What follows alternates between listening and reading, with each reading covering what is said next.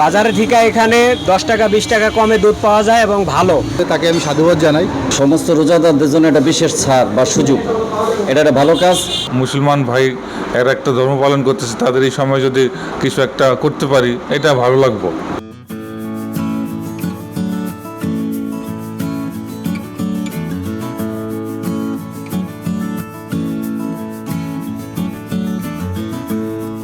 মিষ্টিকরণের এই ভাইয়ের যে উদ্যোগটা নিয়েছে, এই উদ্যোগটা আসলে প্রশংসনীয় এবং এটা নিয়ে মোটামুটি সবাই উপকৃত হইতেছে। এখান থেকে দুধ নেওয়া সুলভ মূল্যে সব কিছু পাওয়া যেতেছে, দুধ, অন্যান্য আইটেম আছে মিষ্টির।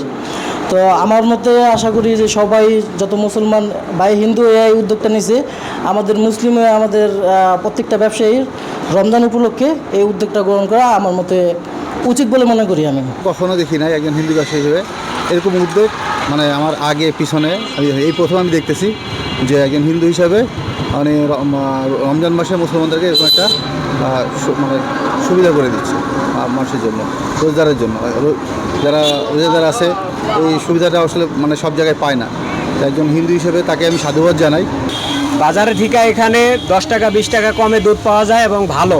অভিজিৎ ঘোষ ভাই এত ভালো একটা উদ্যোগ নিছে, তারে অনেক অনেক ধন্যবাদ। এরকম ব্যবসায়ীরা সবাই যদি এরকম উদ্যোগ নেয় তাহলে রমজানে ভালো হবে এবং এখানে 24 ঘন্টা দুধ পাওয়া যায়। সকল দোকানদার থেকে এই অভিজিৎ ঘোষের মালের মূল্যটা কিন্তু একটু কম। এটা রমজান উপলক্ষে একটা বিশেষ সুযোগ দিছে, সমস্ত রোজাদারদের জন্য একটা বিশেষ ছাড় বা সুযোগ, এটা একটা ভালো কাজ। আমরা ওর জন্য দোয়া করি। এটা আসলে ধর্মীয় দিক চিন্তা করি না, তবে আমরা যেহেতু এক একজন এক এক ধর্মের, আমাদের সকলের অবস্থান থেকে যদি একটা অবদান রাখতে পারি যে না, মুসলমান ভাই এরা একটা ধর্ম পালন করতেছে, তাদের এই সময় যদি কিছু একটা করতে পারি এটা ভালো লাগবে। এটাই প্রত্যেকটা মানুষের উচিত তার অবস্থান থেকে সমাজের জন্য কিছুটা অবদান রাখা, যে যতটুকু যেভাবে পারে।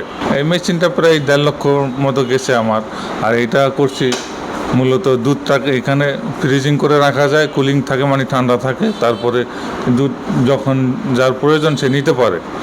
আগে যেমন বাজার থেকে দুধ নিলে নষ্ট হয়ে যায় বা ধুলাবালি মাছি পড়তেছে, সেই সুযোগটা নাই। এখানে ভালো পরিবেশে দুধটা থাকতেছে, যখন যার প্রয়োজন সে নিতে পারতেছে, সে রোজাদার ভাই হোক আর এমনিতে যখন যার প্রয়োজন হবে সেও পাইব দুধ।